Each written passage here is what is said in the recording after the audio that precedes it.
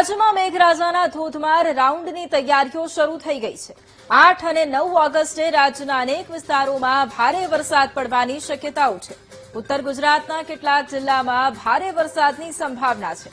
સાબરકાંઠા, અરવલ્લી, વાવ-થરાદ અને બનાસકાંઠામાં હવામાન વિભાગે યલો એલર્ટ આપ્યું છે।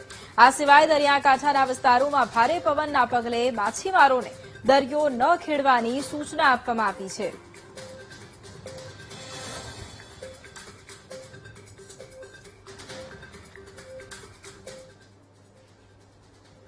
તો એક તરફ ફરી એક વખત રાજ્યમાં છૂટો છવાયો વરસાદ ખાબકી શકે છે। અલગ અલગ મોડ્યુલ દ્વારા એ પણ આજે સમજવાનું છે કે કયા વિસ્તારોની અંદર શું પરિસ્થિતિ રહેવાની છે।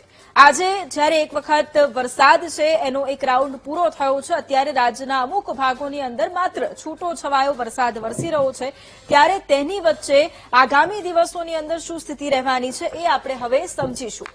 સૌથી પહેલા જે આપ સેટેલાઇટ ઇમેજ જોઈ રહ્યા છો એ ઇમેજ હું આપને બતાવું તો આપને એ વાતનો ખ્યાલ આવશે કે જે લગભગ ઉત્તર ભારતનો જે ભાગ છે ત્યાં આપણને વાદળો દેખાઈ રહ્યા છે।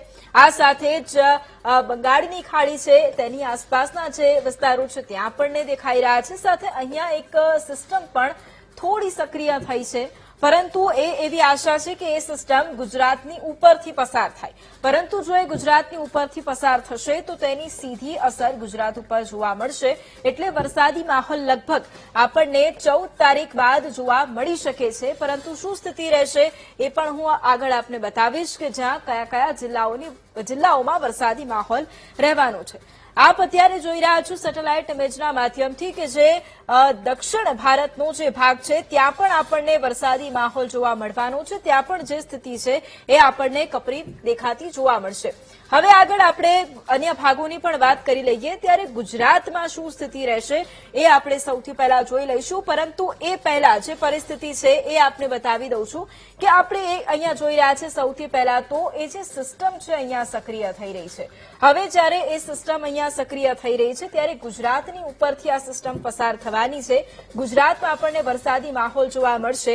લગભગ 8 થી 10 તારીખની વચ્ચે જે છૂટો છવાયો વરસાદ છે એ અમુક ભાગોની અંદર વરસી શકે છે અને લગભગ 14 અને 15 તારીખની આસપાસ છે એ લગભગ સિસ્ટમ સક્રિય થવાની છે, જેની અસર આપણને ગુજરાતના ભાગોમાં જોવા મળવાની છે।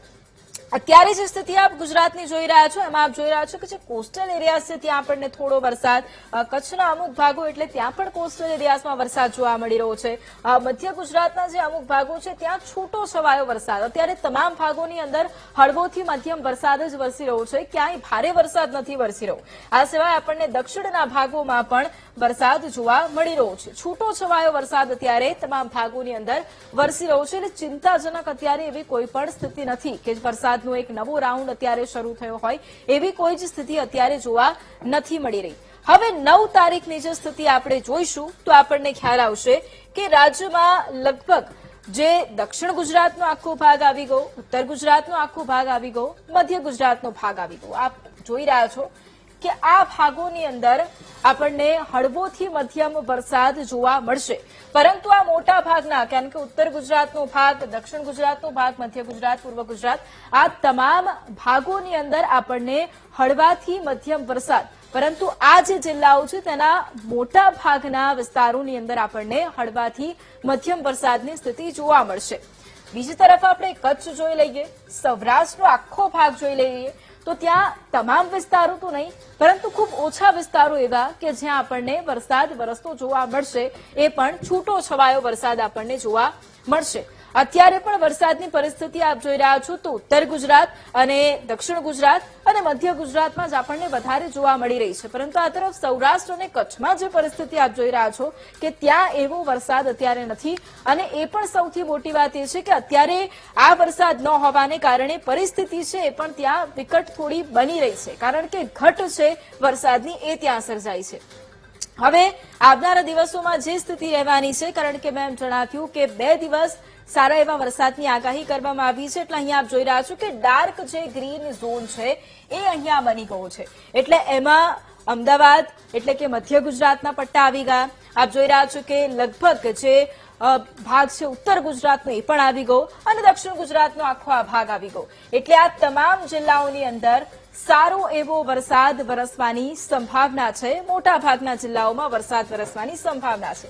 આ સિવાય કચ્છ અને સૌરાષ્ટ્રના ભાગોમાં એ જ પરિસ્થિતિ પણ આપણને આગળ જોવા મળવાની છે. અલગ અલગ મોડ્યુલ થકી આપણે એ વાત સમજ્યા છે કે શું પરિસ્થિતિ રહેવાની છે. આજે એ પણ સમજ્યું છે